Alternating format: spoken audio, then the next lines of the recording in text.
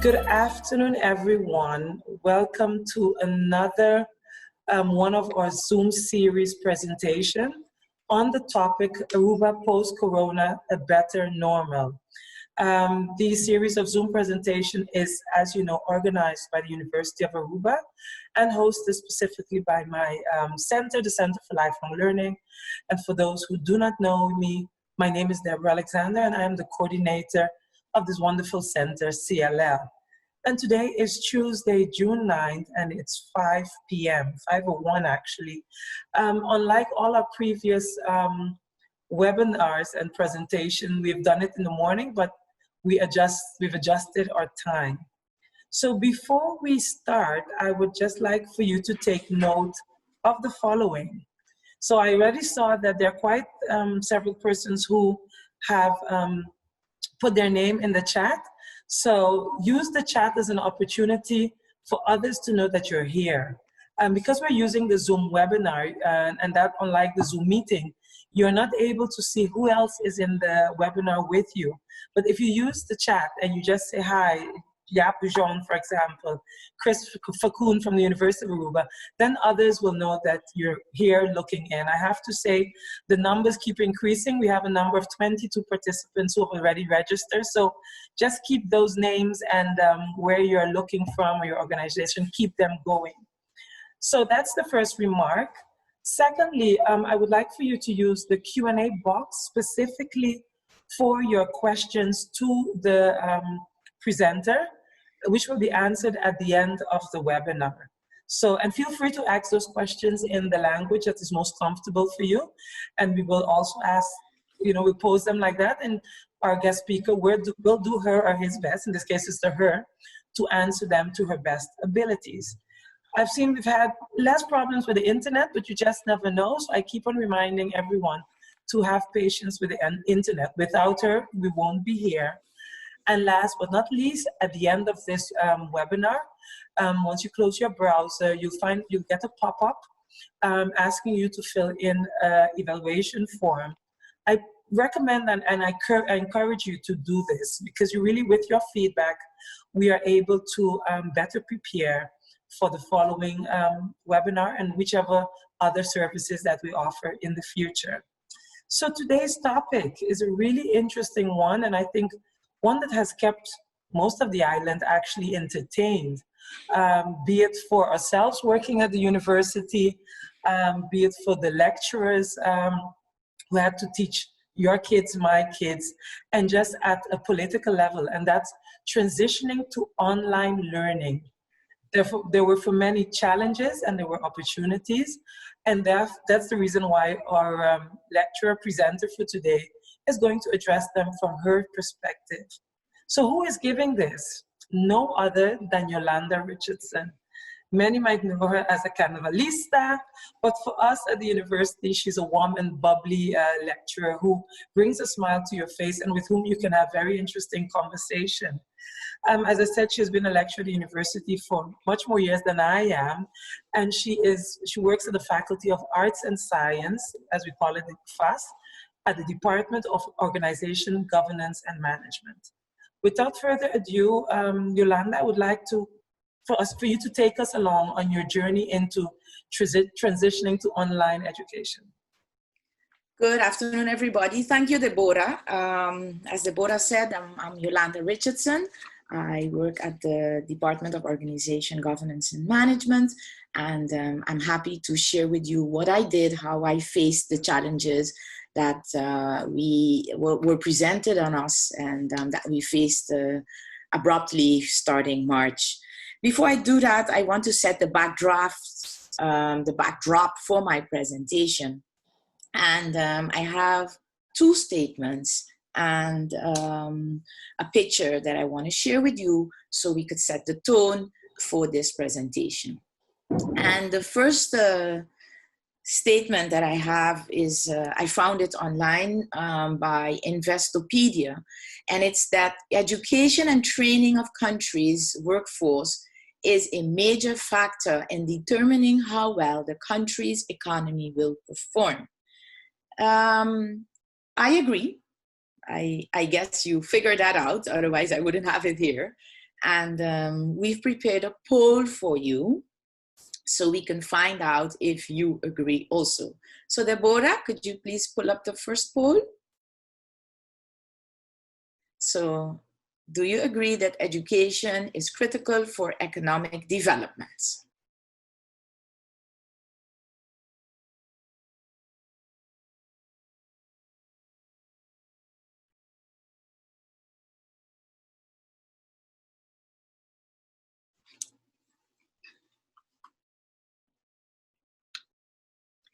So, that was it, I think.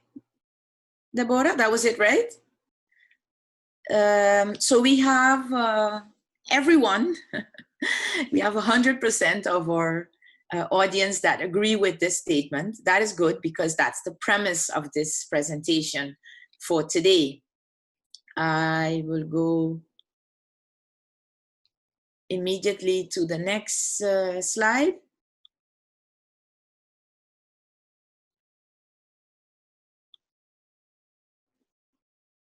And now I have a technical issue, Deborah. Okay.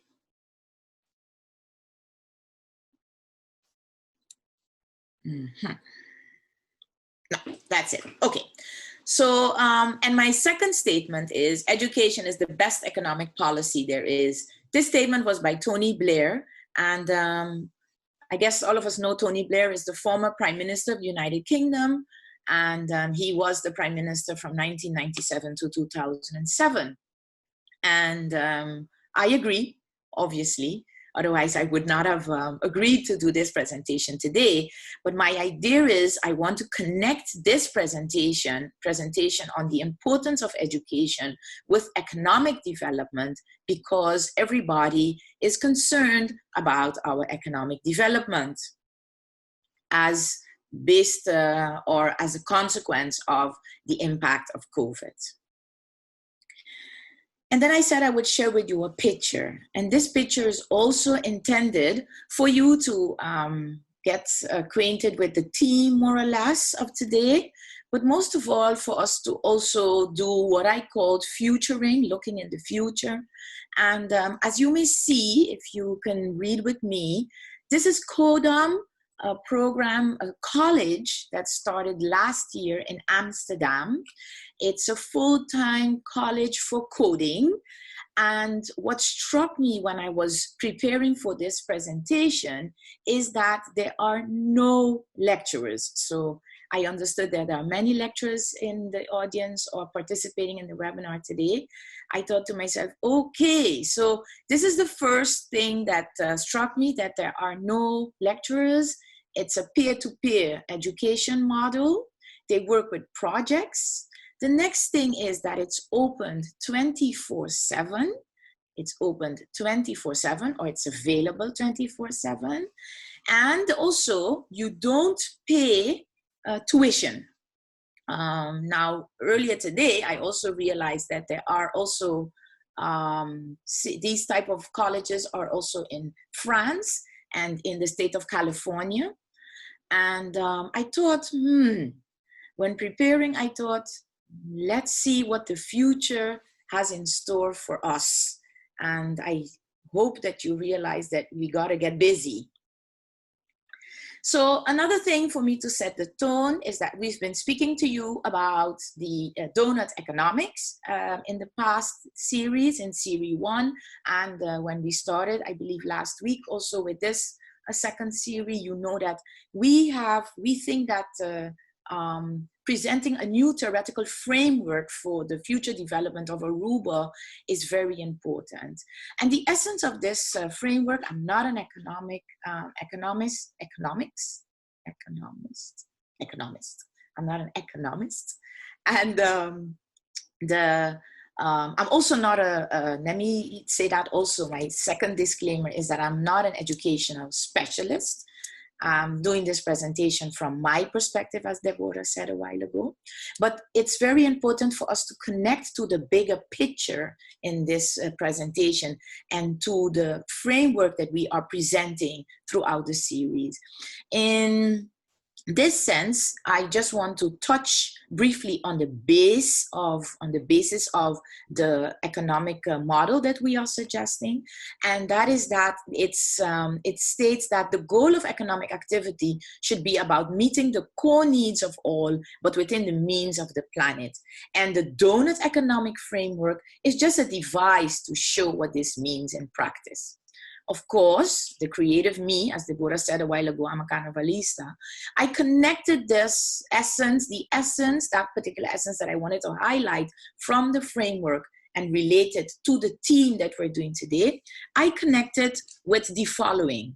So the goal of the economic activity should be about meeting the core needs of all, but within the means of the planet. And I find that it should be beyond the talents of just a handful. And this is for me where the connection lay between economic development and education. Education as being the farming ground for talents and preparing people to participate in your economic productivity or your economic development, or just economics. So let me go on and say that I thought about what is the contribution of education in general. The contribution of education in general, as we all know it, is that it participates, or it contributes to social economic development, it contributes to citizenship, and also it prepares youngsters, it prepares people for the labor market. Education prepares citizens for the labor market, but also it gives people the tools for them to participate as goede burgers, as good citizens within your community. An example, you would be able to understand the contribution of secondary or social benefits that you have to pay through your taxes when you work. You will understand, you will have a toolkit, a better understanding of why it is important for me to contribute. On an individual level, education contributes to knowledge acquisition. It makes the individual creative and critical. It makes the individual also independent, and also it develops the individual in such a manner that he or she can be a problem solver in different areas and at different levels and in different roles also. So as the title of this presentation would make you think, I'm going to talk about some challenges, but I'm not going to only focus on challenges today. I would also focus on how I dealt with these challenges. But of course, it would be interesting for us to first agree that, or at least for you to know what my starting point was. My starting point for thinking about challenges on education locally is that we have some gaps in our structure and our paradigm. We're always playing catch up. You know, we're always running behind the facts. Things change internationally, nationally.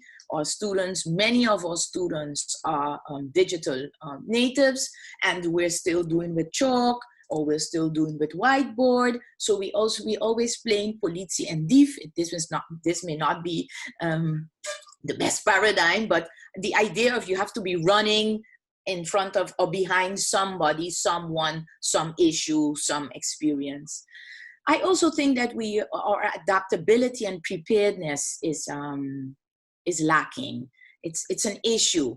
We don't adapt as fast as we should. We have programs that are not up to date.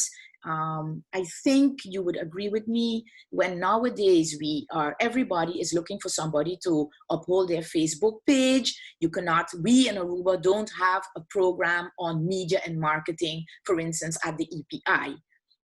So I think that our programs we don't adapt to the need of the community, to the need of the employer, and we are not prepared to adapt fast either. Another thing I think that strikes me all the time is that within education, we are quite fragmented. I don't know what those who serve our programs. So those who prepare the streams that comes in, I hardly know what they're doing. Luckily, I worked at the EPI, so I have some ex-colleagues there, so I talk often or sometimes with them. But we don't know what everybody's doing. There's no, the line, the communication is not open. Everybody's doing their own thing. So I think that's a challenge we need to acknowledge.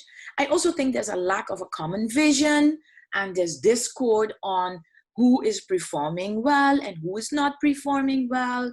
There's, people are not, I think if you would maybe do a survey on, are people content with the amount of work we're doing or with the results in education, you will get some sound of discord. I could tell you that I think this is so regardless and despite the fact that we have a national education policy since last year. I've looked into the documents. I know it exists, but I think that there are many people who, and in education and various stakeholders, who do not know that it exists and who do not know the content. One of the things that I noticed was that they recorded the values of education or this education policy to be a joint shared responsibility for the quality of education, empowerment as a vision or empowerment as a value, respect, openness, and inquisitiveness. Another thing that I want to use as an example of the discord of performance or the fragmentation is that often people look at the results of HAVO and VWO, and then there's despair in the community to say, well, we're not doing well in education. While if APB is doing well, people don't notice, I would say, in a soft voice. So I think that shows the disparity in how we measure our performance nationally. So that brings me to COVID-19, the impact on education. In 2 words, I think it was a disruption and the uncertainty was immense, I would say. I think parents could agree, administrators in education would agree, nobody didn't know what to do, when to do, how to move. So I would say it was disruption and uncertainty. At a national level, it meant that many school institutions, educational institutions were closed. The role of the stakeholders is blurred. Education is seen as an appendix. My experience was that I didn't really got a lot of information. Sometimes I was, I thought to myself, okay, when am I going to get information? Is school going to start? Is it not going to start? Are we going to do face-to-face? Even though I must say that I got various letters from the rector of the University of Aruba, but in the community, I think people were not aware of what is going on time and sufficiently. There was a call to divert to online or distance learning, and then people were thinking, distance learning, online, what? Do I have the tools? So people were, I would say, maybe a bit not dissatisfied, but maybe confused. And there was a disruption in the communication, a total, I would say, disruption in the communication. At an individual level, the workers, you as a teacher, as a lecturer, I feel isolated. I think I could speak for my colleagues. We tried our best, but often in the beginning, definitely, we felt isolated. We had to go online abruptly. Not everybody was prepared. Some people are more inclined for technology than the other. Educators, I think we were forced to rethink, and pushed to the brink to rethink your function. Because some people say, well, I'm supposed to also work on the social emotional development of students. Others will say, no, you have to do content development. You have to just push content. So people had to rethink their function. A whole discussion about accessibility and inequalities. Do you have a device? You don't have a device. You have the internet. You don't have the internet. How am I going to do if my students don't have internet? That brought the responsibility dilemma. People thinking, but it's not my responsibility to get a device for a student. It's not my responsibility to take stuff to a student. Do I need to get a card from the SETA, a MIFI? aid Wi-Fi for individuals. So that is at an individual level. I think most lecturers and teachers at the beginning at least felt confused and alone, maybe even, some of us, I think, maybe even despair, because people feel responsibility for their work and they want to do it, but they did not know how. A brief look at the accessibility and discussion. I have an example. This would show you that at the primary level, 49% of the students, once this survey was administered by the Department of Education, 49% of the students said, well, they had internet, and 30% say they didn't have internet. At the level of EPI, 91% of the students, the education department collected this data from the administrators of the schools. 91% of EPI said, well, they have internet, and 9% said, well, they did not have internet. So this gives you a show of the concern that was uttered throughout the community. And you see that of the, I believe, 66 schools that answered this survey, 62% of the students said they had internet, and 26% said they did not have internet. I did not include the slide on the availability of devices, because in the benefit of time, and I want to share with you what I did. So, pressure, all of us confused, not sure what to do, and then your brain plays a trick on you. So your brain goes, fight, so you resist, you don't want to, you have comments, you tell the boss, you cannot do this, you don't have, or flight, so you say, I'm going to escape, I can't do this. Or another thing your brain tells you is freeze, don't move, do something else. Don't take it on. This was not an option for me. I thought that it would be important for me to work exactly when and at the moment when there is no, when everybody is not able to do so. So I thought, I was challenged to start immediately and do something and not sit behind or sit back. And Toni Morrison, seminal writer, a person who's very known, I found a quote that maybe emulates what I thought. This is precisely the time when artists go to work. There's no time for despair, no place for self-pity, no need for silence, no room for fear. So I jumped in, and I saw only opportunities. I thought that this time was an opportunity for me to experiment, for me to catch up with the skills I needed, but also for me to use the skills that I have to trigger the skills from my students. I see this also as an opportunity for us to possibly eradicate poverty. If we would be able to work on the talents of all students through this new possibility, we probably would be able to eradicate poverty. I thought this would be a good time to redesign and reprogram, and I also thought that it would be an opportunity for us to be more inclusive in our educational program, and of course, innovate. So the lessons learned. The lessons learned for me are very clear. Transitioning is the only option. And also, using technology would be a game changer. And I think we should do online or blended education.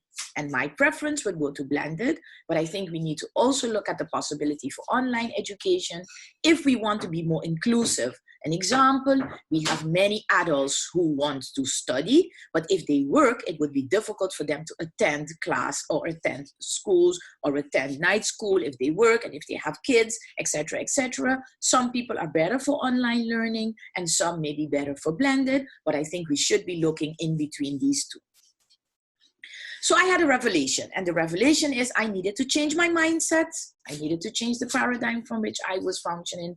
I needed to practice what I preach. If I tell students all the time that they need to be flexible, they need to study, they need to open their mind, they need to want to learn, and they need to be open to learning on in a different manner, I needed to practice that myself. So I needed to change my toolbox. So I had to act, and as you may see, action changes things. So I thought, if I want something new, I need to do something different. So I started reflecting on my attitude, and I decided that I would consistently improve my skills. So I thought I would empower myself. I will jump on the bandwagon, jump on the plane, and change my teaching style. And I will take the lead. I thought, if you're a teacher, if you're an educator, you are a leader, you are a catalyst. So why not embody that? And I thought to myself, I would need to learn through trial and error, practice, and reflect. So I developed my 5 transformation rules, or my 5 transitioning rules. The first one would be, look and you will find. If you go online, there's so many things you can do, and there's so many tutorials. So I thought, look and you will find. I went experimenting and reflecting. When I tried something new, I would try it. I made an area on the learning education platform of the university where I alone can see what I do, and I experimented with a lot of things. And as I said a while ago, I had to do something about my attitude and my skills. So I'm learning all the time, and I reimagined my role. I think, okay, now I'm not just the lecturer. I'm a new type of lecturer. I'm the one behind the computer. And I thought I needed a new set of my vocabulary. I needed to change my vocabulary. I'll come back to that in a while. So I developed the acronym LEARN. Look and you will find, experiment and reflect, attitude and skills, reimagine your role, and the new vocabulary, learn. So I was practicing what I was preaching. How to harness learn. Look for examples, as I said a while ago, and look for allies. Allies that I find are the IT, the gentleman at the IT. I want to thank him for his support, 2, 3 in the morning. Looking for examples is, I spoke to people. I spoke to the dean. Our dean is Tim Cruz, who is a mathematician. So he's very good in the World Wide Web, and he uses a couple of things himself. I communicated with him often. I knew that I had to do a lot of trial and error, but I think if you want good craftsmanship, you need to do trial and error. You don't learn without trial and error if craftsmanship is what you're seeking. I reflect a lot, and I made it my second nature. And I take baby steps, and I hope that my students would say, I'm patient. I don't want this to sound as if everything is, fine and dandy, because I'm still in this process of harnessing learn. I looked at the toolkit from the Department of Education. I engage in conversation with my students. I often ask them, how am I doing?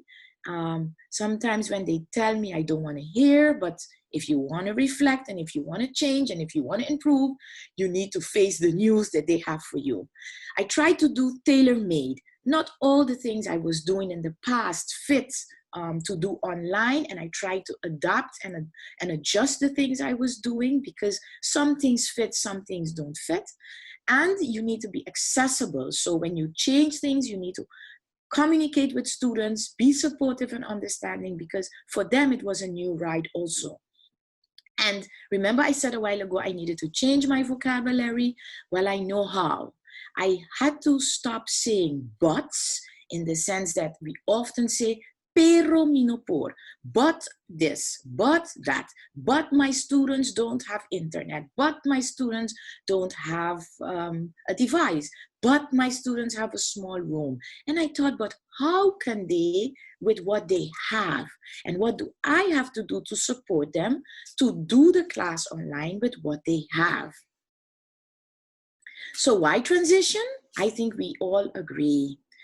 John Dewey, who died, I think, in the late 50s, who was an educational specialist and a philosopher, said that if we teach as we teach today, and we think it's going to be good for, or we use yesterday's tools. Oh gosh, I cannot see because I have my own picture here. Okay, if we teach today's students as we taught yesterday's, we rob them of a tomorrow. And this gentleman, this scholar, died at the end of the 1950s.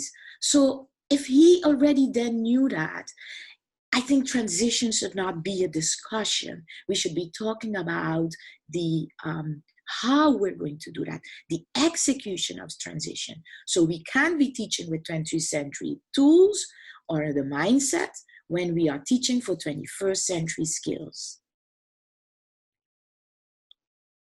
And then I want to share with you some of my own examples. I'm almost done. I found Flipgrid online, and it's also suggested in the document that was created by the Department of Education, the toolkit by the colleagues from EPA, and I want to suggest it to everybody who is listening. It's free, it's easy to use, it's very interactive, it's also very intuitive, it's accessible for students, they could use it with their phone, and you develop 21st century skills. So a simple program that's free, and you will accomplish various objectives you have as a lecturer / teacher. I also use copwing.com, and I use this to make short videos. Remember, if you just do one thing after this webinar, and then you plan to do a next after you've mastered the first one, you're going to get there. So don't think you have to use this immediately. People think about videos, they think, oh, I can't do videoing. It's very intuitive, very simple. Your videos are not longer than 10 minutes. You could make short videos. It's free, and you could download videos from YouTube, or you could put pictures, and then it becomes a video. You could use it, I suggest you use it for your virtual class so that students can prepare before they come to class, and then you have the time for your virtual class for interaction. I think this is my almost last slide, or my pre-final slide, I think. Poll everywhere. My students informed me at the beginning that my 2 hours of class was just too much. I still believe, even when I use interactive slides, that 2 hours of class is just too much. I use Poll Everywhere that integrates with Google Slides. I hope you know Google Slides. I use Poll Everywhere to integrate my slides so students are not overwhelmed with a monologue like I'm doing today. It's important for you to have interactive slides, and through these interactive slides, you would have students thinking, you would have students discussing about points, and it gives them a voice. You develop 21st century skills. It's easy, it's accessible, because it's lecturers steered, you guided, and they can answer with their phones. Another way for you to have interactive slides is for you to use Peer Deck, but my time is almost up. So you would be able to email me if you need it, if you want more information. Peer Deck is also very intuitive, and it's very interesting, and students like it. And then something that I did to educate myself, I don't have YouTube on here, but you heard me talking about YouTube often.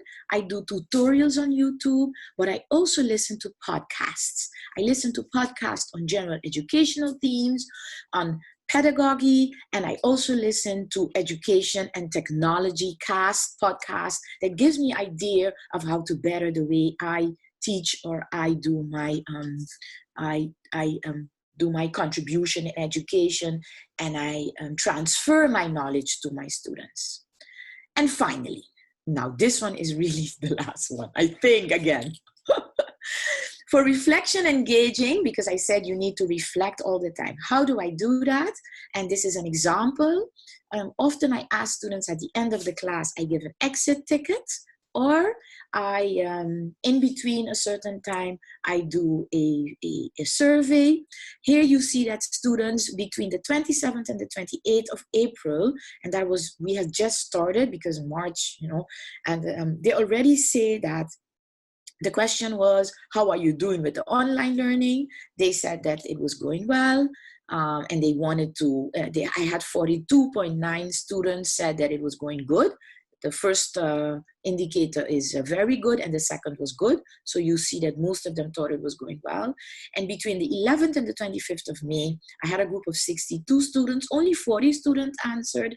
And I asked them a couple of statements, and I also asked them the same question, but I wanted to give you a diversified look at what I asked my students. And one of the questions, or one of the statements was, I have a good experience with the online classes, and most students said then neutral, you know, so I thought to myself, okay, I need to do something else. So here you see that this guides me when I take decisions of what I have to do and what I have to better, things I have to improve on. Technology, I will not say this is my last slide because I have no idea which is my last slide anymore. Technology will not replace great teachers, but technology in the hands of great teachers can be transformational. And this is from George Couros, who is a consultant in the field of education and technology. And I agree. So I'm saying this because I don't want you to be afraid. I think we need to try. If we want students to try, if we want them to do what we say they must do, we have to give the example and they will follow suit. Thank you. Thank you, Yolanda. Thank you for that presentation. Actually, Yolanda, we forgot that we had one more poll for our audience before we round this off. So I would like to ask everyone before we go to the Q&A to just participate in this poll, which I'm launching now at the moment. Please let us know what were your reaction to having to shift abruptly from teaching and working online. So how did that shift go? Did you, as Yolanda said, did you fight, flight, freeze, or you move forward? You went forward and you took action. So I'll give you just a few more minutes a few seconds to answer.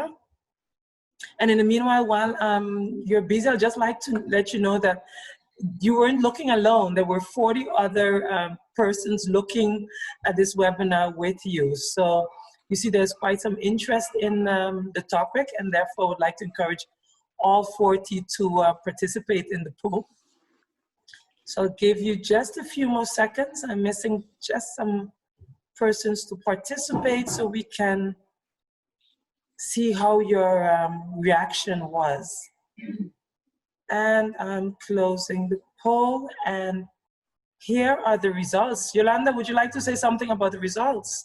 Yeah, maybe I hope I see a lot of people said they took action. I want to congratulate all those who said they took action. And this is really what we need in education. We need to take a leader's role.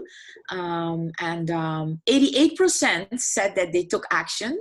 They went forward.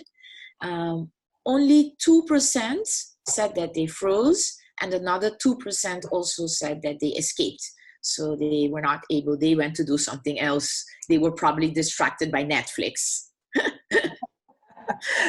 No, thank you for that, Yolanda. But I mean, it's quite normal. I mean, I'm saying it, but I don't want nobody to feel discouraged. I think that you need to realize that your brain does that. And you need to, when we were preparing, remember we spoke about resetting the brain. And you need to reset your brain. So if you realize that, and only when you know what is going on, then you could do something about it. Yes.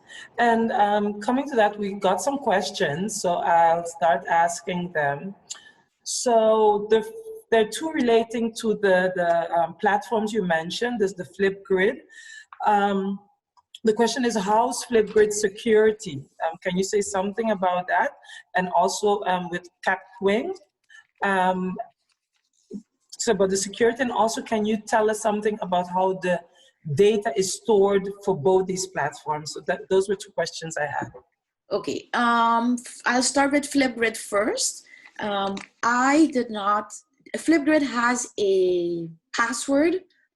There are various tiers of passwords, so I think, and codes. So I think it's quite secure. I did not use it for things that I thought could not, even if they were crashed, that I would expose students. So I use it for students to ask questions, and I use it for them to ask themselves questions. And so it's for a peer review. So they look at presentations from students, they look at material from students, and they ask students. Or we also used it for them to ask presenters. We had guest speakers, and the guest speakers knew the questions before they came to class. I would say that given what I saw, and here you would need to get an ally, this question would be better for me to send to the IT colleague. But what I've seen, and because there are numerous, they have like 3 or 4 passwords for everything. There's a password. But it's a free thing. But I would go online and I would search. I would do how is security with Flipgrid. Go on YouTube or go on Google and find out how is security with on Flipgrid. The second one, copying, you cannot store things very long, because if you use, I said free, but I was trying to motivate people to use the platforms. Things that are free has some disadvantage. And one disadvantage is that you cannot store things very long on copying. So I download my videos and I store them on my own, within my own environment, that's provided by the IT department from the university. And I think you had another question, Deborah? So those were the two relating to that. So about the upload, so does it store your uploaded data? You answered, and the security question that you also answered. When I have concerns of security, Deborah, I really just go online and I write the question and I ask Mr. or Miss Google and I say, how is the security? And everybody, you get a bunch of answers. Or I go to my preferred colleague. I'm sorry, it's not you. I bother the IT colleague and I ask him, I send him WhatsApps. He don't want me to send him WhatsApps, and I don't know if he wants everybody to send him WhatsApp, but I send an email or I go online and I ask him those questions. Yes. So, indeed, Mr. Google, as you said, someone is confirming. Google, I mean, when looking at online, it's online. Google offers you the answer to everything. And one person asked, and I'm sure Google will offer, but I think from your perspective, I'd like for you to answer that. What are the 21st century skills? Because not everyone knows what they are, and they are of importance. You said it.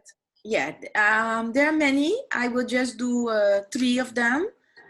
Communication, collaboration, creativity, and being critical. I think I've mentioned 4. I think that these 4 are quite, you can develop these enormously within online education or with distance learning, because I've noticed that now my students, when they need something from me, they have to send me an email. I have Q&As on our platform at the university. We have a learning management system. So we were not, I said that, abruptly. In my case, I've been using the system since 2017 when we first got it at the university. I think I use it for everything. I don't only store material on it. I made in all my courses, I made Q&As. So students have to ask questions and I encourage them. And they taught me, and when I started online, I used to go, okay, everybody doing all right? Who has a question? And then they sent me an email at one of the evaluations. They said, Ms. Richardson, you should not ask if everyone is okay. You should point out and say, Deborah, are you okay today? So that is what I'm doing now. So as I said a while ago, have that conversation with your students at the beginning or at the end, and also ask them to evaluate you. Yeah. It's frightening because you don't want that, but you cannot do it correctly if you don't you don't take stock.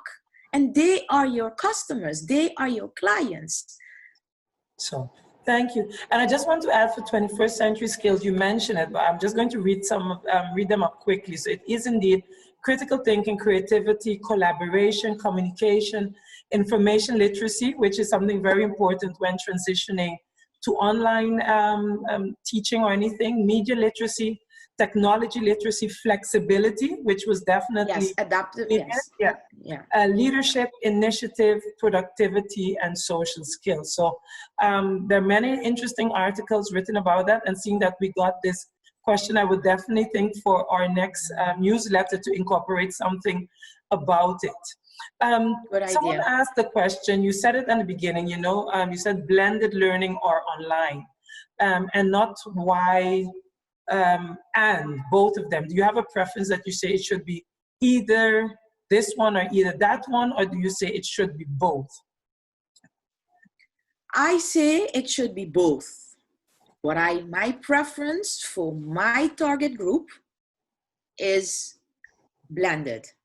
I think that one of the things I've learned online and through podcasts, what I think all of us, I mean, most of us know, is that we also have a role as an educator for social emotional development.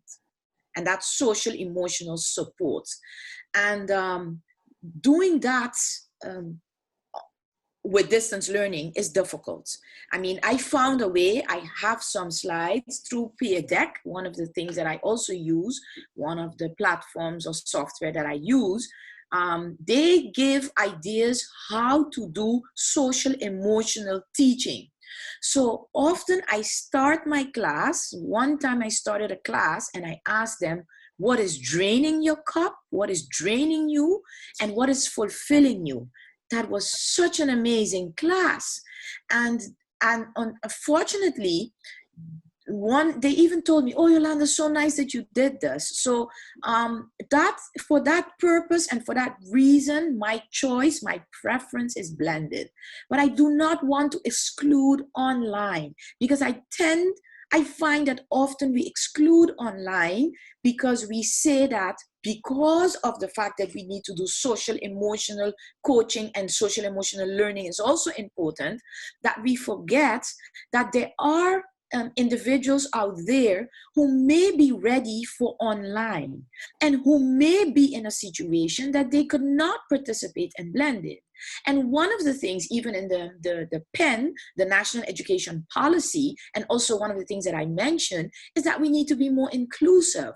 If we know that we have, and I cannot bring up the percentage from the CBS, but if we know that we have a large group of people who are dropouts or who are adults who did not complete a formal education in the past, we need to offer things that would make it feasible for them to still get a certificate, for them to still show or engage in learning. And if we say no to online, just for saying no, we are actually eliminating the possibility for a big group. Deborah, 60% of our community, or maybe 40% for our community, I'm hoping it's 40, but I think it's more closer to the 60, do not have any certificate of formal secondary or higher education. Yeah. So it is important for us to keep this open, and Center for Lifelong Learning could be an alternative if most schools, if APE would have online. And because we often talk about we often talk about these A-streamed educational programs. But what about APB and what about EPI? There are people out there technicians who working for years, but they never had the opportunity with their competencies to go online and get a type of certification for their vocation that they're practicing for more than 20, 30 years. Yeah, Thank you, and that's what we try as well. There are quite some questions coming up, Yolanda. I think you have people arranging. So someone asked if you can tell them how did you deal with students not having adequate technical facilities to be able to participate in online classes? My answer might be deceiving. I think we at the university are lucky. I understood from my favorite colleague, the IT colleague, he told me that the university did a survey on their own. Unfortunately, I was not able to get the data, but Glendrick told me that only 5% said that they did not have a device. And I don't know if it did not have a device or they did not have access to internet, because those are two different things, as you know. In my case, when a student would say, you know, I'm having issues, and the dean also did that, he sent an email and he asked who has a laptop that we could, you know, give to a student, a loan to a student who is in need. That's one. Another thing, I sent an email to the dean and I said, I have a student who has a problem with Wi-Fi. How could we assist this student? We, as a team, we tried to facilitate Wi-Fi's cards, those prepaid cards, yeah. And the MiFi. We tried to facilitate students to get those. I don't think it went.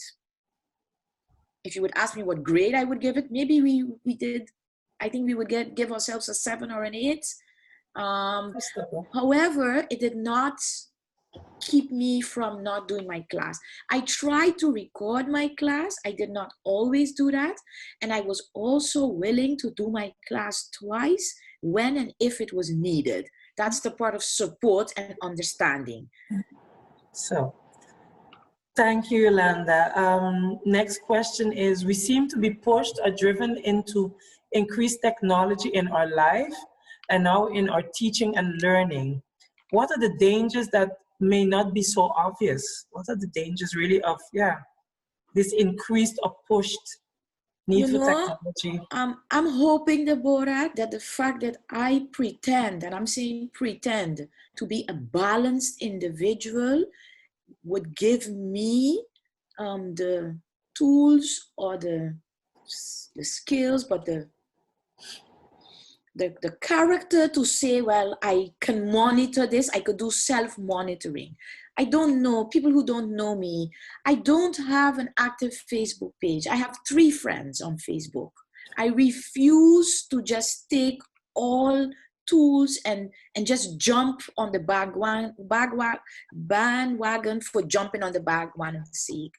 I am very critical of what I use. I don't have Wi-Fi. I don't pay for data on my phone. I just got a new phone that was gifted to me by my husband. And if you know that he gave me the phone, I believe in March, and I still didn't go to say that. He won the phone. He gave me the phone. It's an iPhone, Deborah, and I've not installed it as yet. A while ago, you were calling me and you said, Yolanda, how difficult it is to get you. I'm not well on phone. My students, my friends will tell you. I tell them. So I think we have to do self-monitoring and self-control. Yes, we have to do that, and we could share that also, because a while ago you said media literacy and technology literacy is also a skill that we need to learn. People are on their phone 24/7. I prefer to use the technology to share or to do things that I think are constructive. And if that is your approach, I think you don't need to be afraid of that invasion. So I'm not concerned of that invasion because I try to be conscious of how I use the technology. Yes. So technology, coming back to it, someone really asked, is the university going online? Are we shifting completely to online learning? I don't know if you heard anything. I'm not the one. I don't have the authority to say that.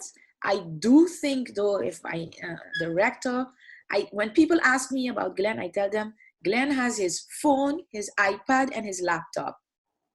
his bag is smaller than mine, and you know that. Yeah. And I think that when you have a leader that is technology savvy, or that has a particular vision, the chance may be big that this will be a reality.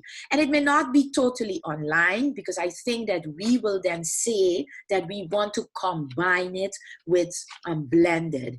Because within the Faculty of Arts and Science, we are saying blended is needed. We have a population of students, Deborah, that I believe that really still need that contact, and I still need to see them physically. It's difficult for me, and I speak to them all the time. I miss my students too. But I don't know if just going online is the answer for this population. And in my previous answer, I told you why. Yes. So I think the last one is, so what did you personally find that your students struggled with the most in going online? Because you said it, the contact, but are there other things that you saw besides technology, other things that they struggled with that you were just like?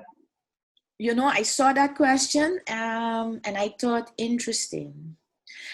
Happened so that I had a conversation with a student of mine on Thursday last week about, I think he's a digital native, based on his age. And sometimes I say they have it's complex. It's not a yes, no answer, and I cannot pinpoint just one thing. I think the environment is confusing to them. If we all do not lay the responsibility to them, we are giving them excuse to cop out. So what I try to do when they say, you know, when they're not, because they come online and they don't put on their camera. Now, I think that if we're communicating, I need a camera, because I need to see in your face if you understood something I just explained. I try to repeat that to them, and I say, you know, understand that I have to see your face, or it's important for communication that I see your face, that I understand if you understood what I explained or no.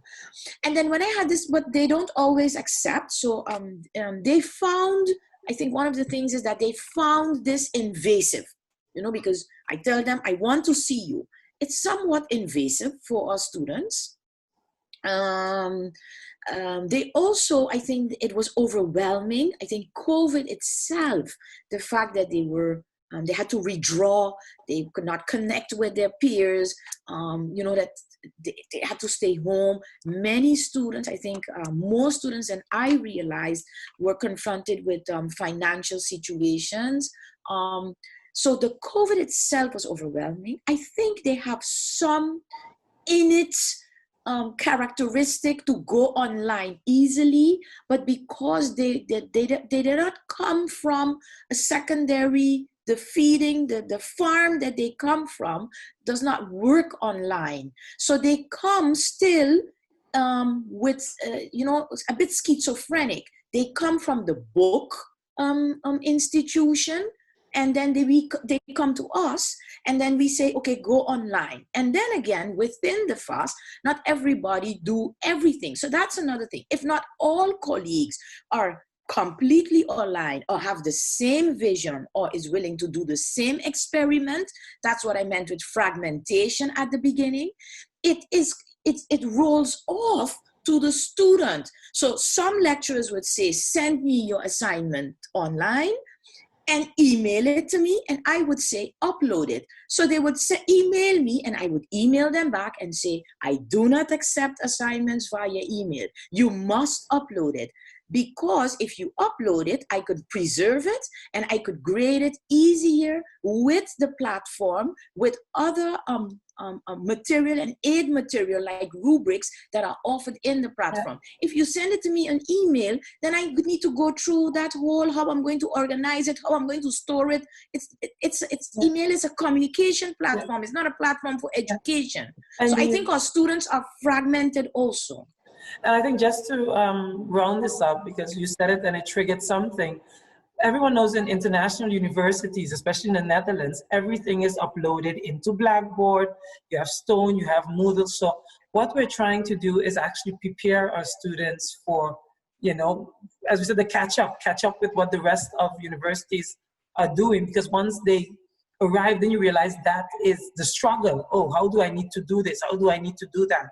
Most communications, I mean, last year when I finished at the VU, I realized everything was just upload, and upload.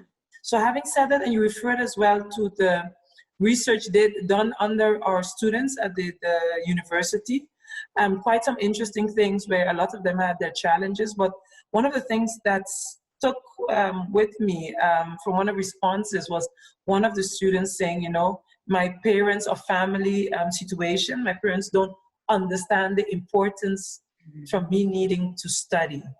And that's the one thing that I really remember that, oh, wow. My parents were supportive, your parents were supportive, but that family members living in the same house did not understand the importance of learning, much less online learning. Having said that, I think we've come to the end of a very interesting presentation. Thank you for that, Yolanda. You really, there were some questions you fired off, and I think you put many of us to think about where we're heading with education and online and blended. I think it's not only in education, but also in our works. As you said, we're still working from home. Do I feel like going back to my colleagues? Yes, but sometimes no, because there's also a sense of peace and productivity. So thank you everyone for, again, registering for this webinar and participating, be it with your questions or just by being here. As I said, we had a good audience of 40 persons who, were looking along. And I encourage you to go to our website and see what else we are coming up with. Next week, there's a very interesting topic on resiliency. So please do register for the webinar, and I look forward to seeing all of you next week again. Thank you very much and have a wonderful evening.